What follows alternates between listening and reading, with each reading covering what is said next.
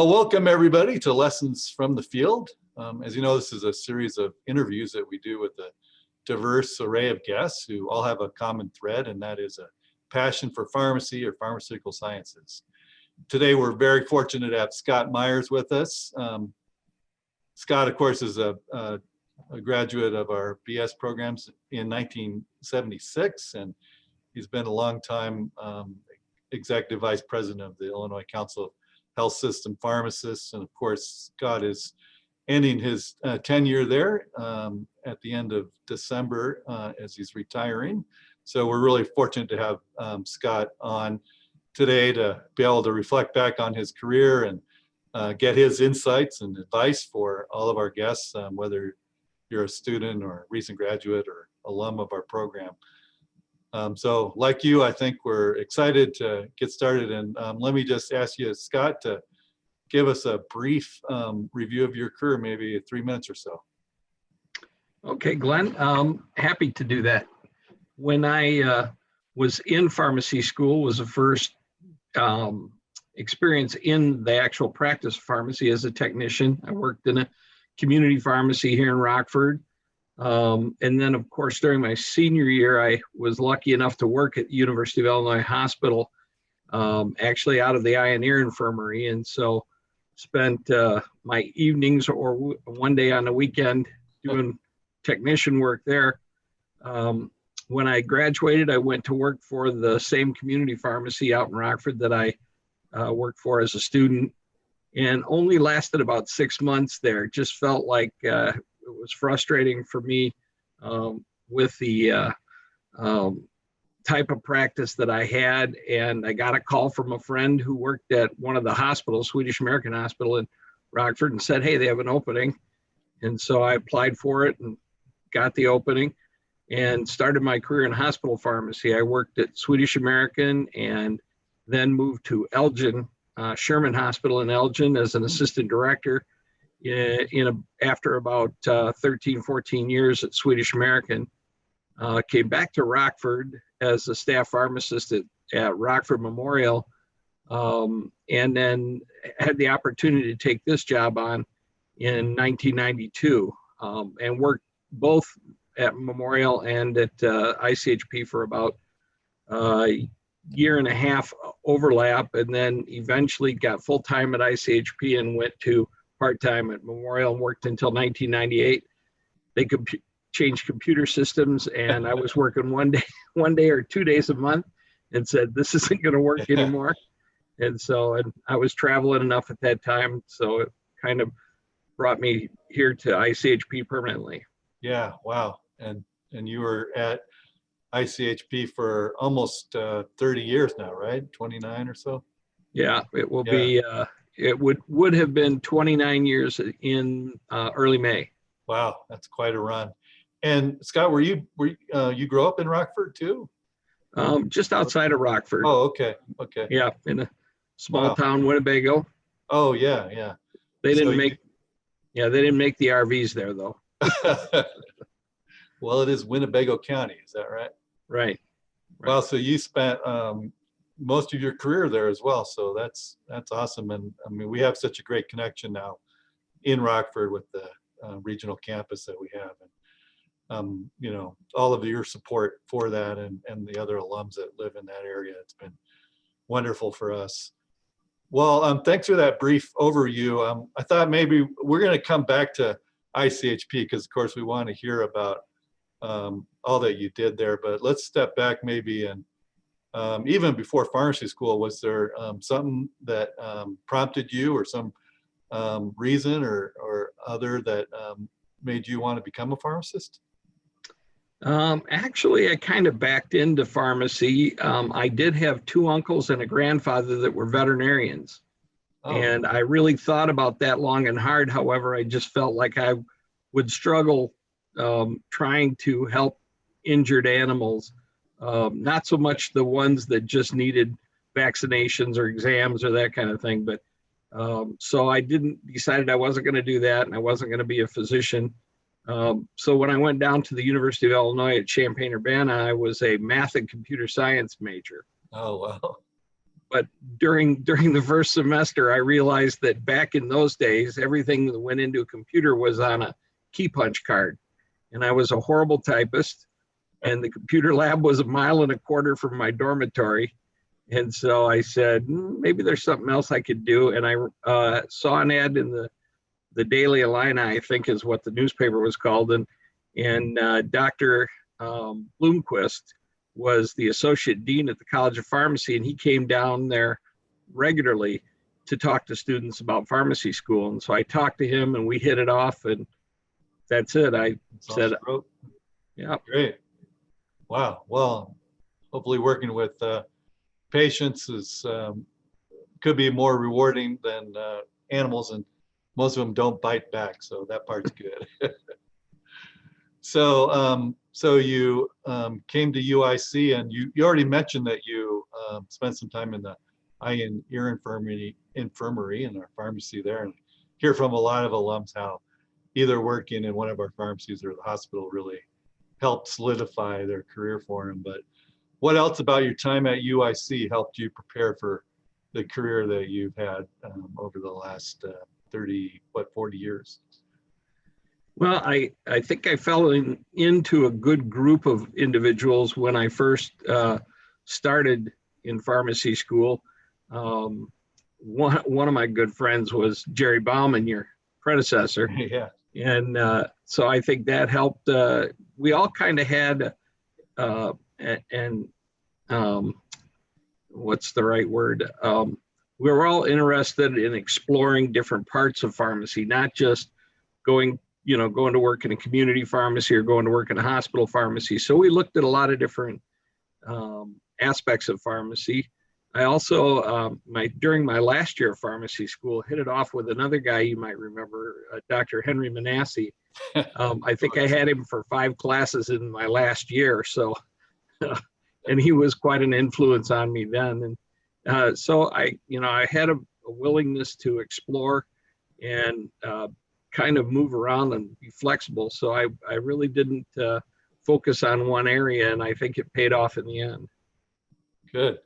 How about other faculty that you remember from the time you were here, or specific classes that impacted you? Well, certainly my junior year, or our next to last year of pharmacy school, it's hard to talk about what years they were, because we didn't call them PGY P1s, P2s, P3s, whatever. I don't want to get confused with residencies.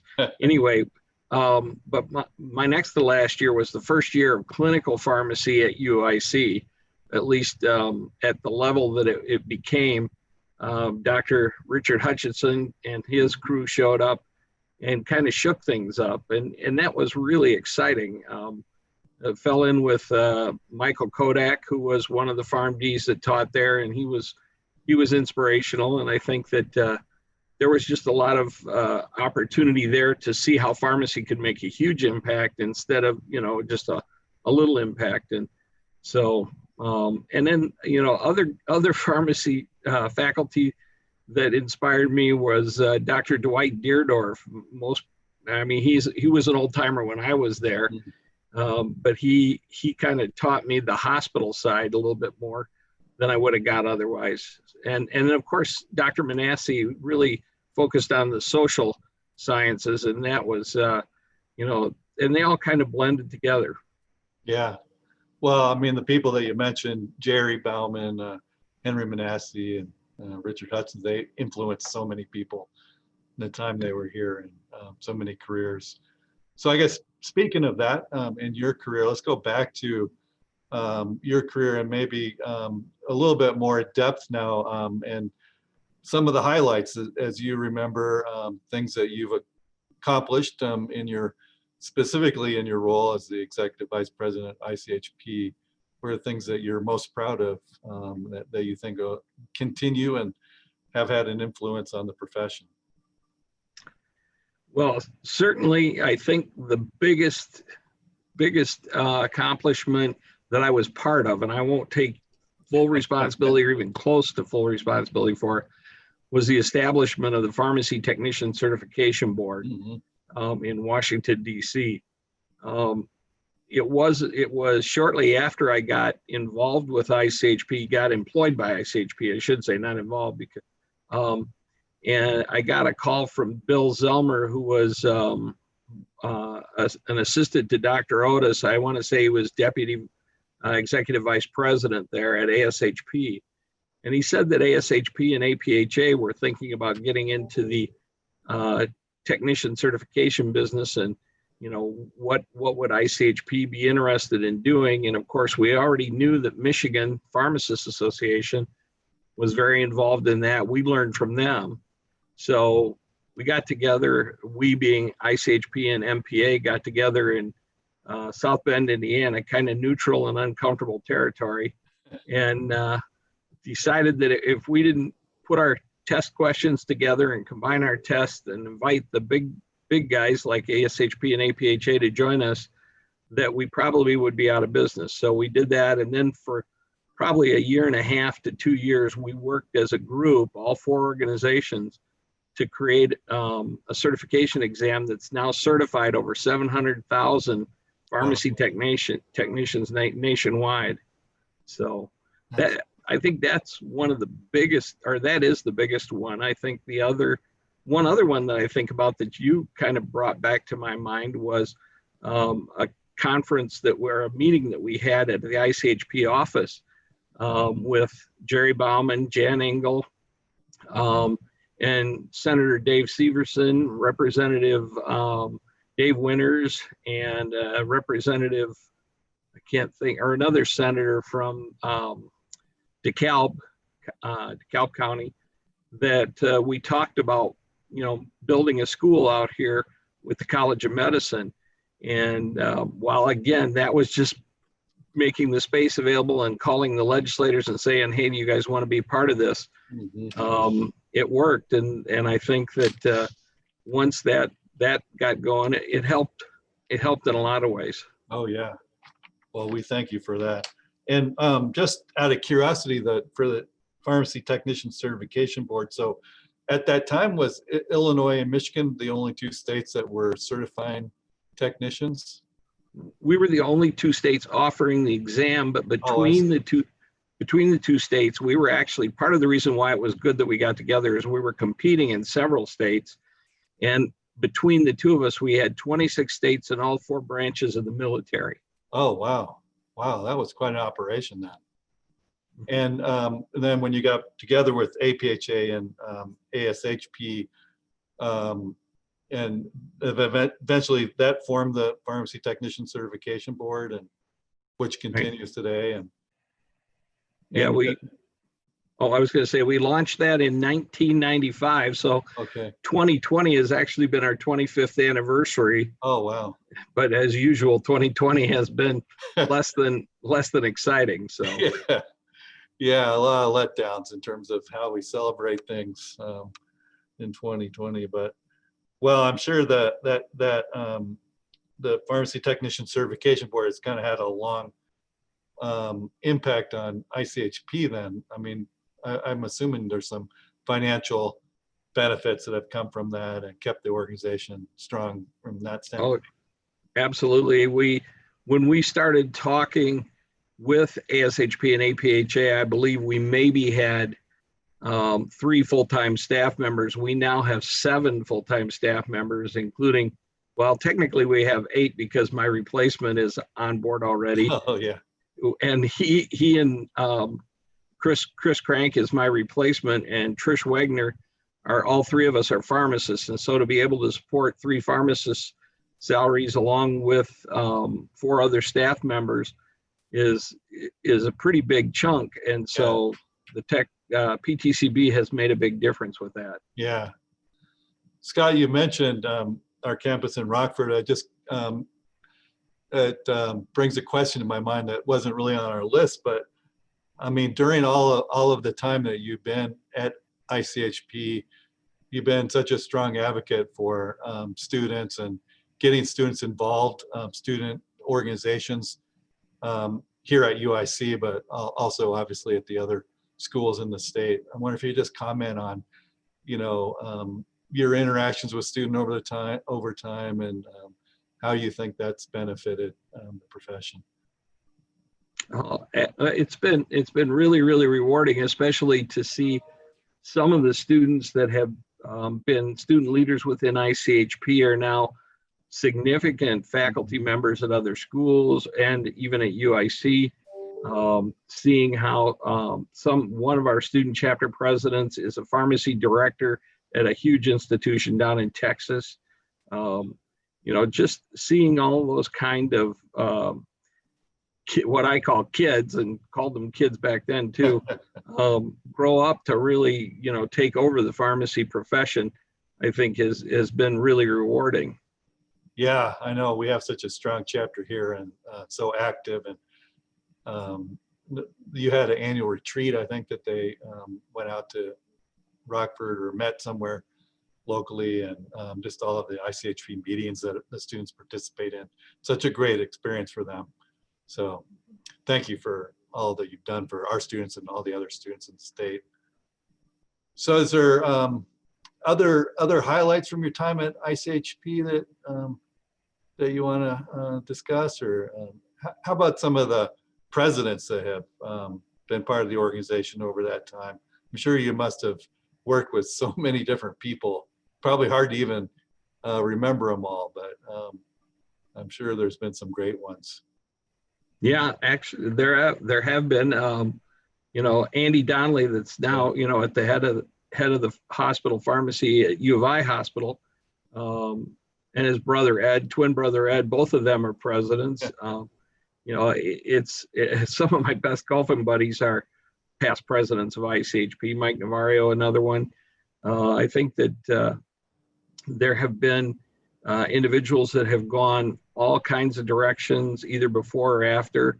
And unfortunately, many of them are retired, or like I'm going to be, because, we started out so long ago. But and I guess that's okay, because, we give up our spots for other people to take over and start leading. So yeah, that's right. Well, I'm talking about the future. Then maybe we could pick your brain on with all of the experience that you've had over decades as a leader in pharmacy in Illinois, where do you see pharmacy going? What do you think are the next big things? How can our students prepare for that? What advice might you have for students as they're embarking on their career to be successful with the trends that you see happening in the future? Well, what I'd really love to see is I'd love to see pharmacists in every, not physician office, but clinic office. In other words, at least one pharmacist for every 2 or 3 physicians that manage medication therapy. I think it would simplify the system so much, because hopefully when that person goes to the doctor's office and gets a prescription, that the pharmacist has reviewed it, made sure it's covered by insurance, made sure it's correct from top to bottom, so that the pharmacist in the community really only has to make sure that they give the right medication to the patient, and then spend their time counseling the patient, so that even if the pharmacist in the doctor's office has already done that. I think we waste so much time with insurance justification and all that kind of stuff, making sure that it's on a formulary and all that at the point of distribution, when it can be done so far ahead. Plus, the patient needs to realize that the doctor knows a lot about their medications, but the pharmacist better know it all, or at least know how to find it all. And, because let's be honest, there's so many meds and out there right now that knowing everything about every med is just impossible. For somebody like me, when I graduated, there were 2 injectable cephalosporins, and there was Aldamet was a top seller, and most of the kids nowadays go, Aldamet, what was that? Methyl dopa, So I think that's what I'd like to see. The other thing I'd like to see, and it's something that our collaborative pharmaceutical task force talked about for 3 years, is a new reimbursement model for pharmacy, because right now pharmacists get paid based on the medication cost. and then a small fee for dispensing and so forth. And yet there's so many services that the pharmacist provides and so many more services that they could provide if they had the time and got paid to do it. And don't get me wrong, most of those pharmacists are doing most of those services for free right now because they know they have to in order for that patient to stay safe. But, if we can reimburse the pharmacist for those clinical services, cognitive services that we provide too, I think that would make a huge difference. It would alleviate, if there was a reimbursement model like that, it would alleviate the glut of pharmacy graduates that we have right now. And we would find more jobs. I think we'd improve healthcare significantly. And I just think that there's, so much to be gained by it. But, unfortunately, in order to, you have to justify to the nth degree when you're asking a government to spend a little bit more, an insurance company to spend a little bit more, when they can't see what they're going to get in return. Yeah. So. Well, hopefully we're working in those directions as we move forward. Scott, how about as we wrap up, any advice, words of wisdom for graduating students, or either career-wise or personal things that you'd recommend people either consider or do? Yeah, absolutely. I think the most important thing that I realized after about a year and a half of being out of school was that I needed to be more flexible, and I needed to be more, inquisitive, and be willing to take on things. If nobody else wanted to do it, that was a great opportunity, because you never know when that kind of stuff pays off. And show some initiative. Pharmacy is not a 9-to-5 job, or it should never be. A lot of people unfortunately treat it like that, but I think that the really good pharmacists are there from whatever time they get in the morning until whenever they feel like they can leave without leaving somebody in the lurch at the end of the day. And so I think that those are the things that I would probably suggest most of all. And even if it doesn't sound like it's something you want to do, try it. I mean, the worst thing that can happen is you can say, this just isn't working for me. Yeah. And well, those are excellent words of advice for our graduating students and recent graduates, and something that we've heard from some of the other guests that we've had. So Scott, thank you so much for taking the time to meet with me today and to do this interview. On behalf of the College of Pharmacy, Chicago and Rockford, thank you for all of your service to our students over so many years, and also for your leadership to the profession of pharmacy nationally and especially in the state of Illinois. We're going to miss you as you head off into retirement, but obviously we wish you the best. I'm sure you got some great hobbies that you're looking forward to spending more time with, and family and so forth. But thank you so much, Scott. well, thank you, Glenn, and you're welcome.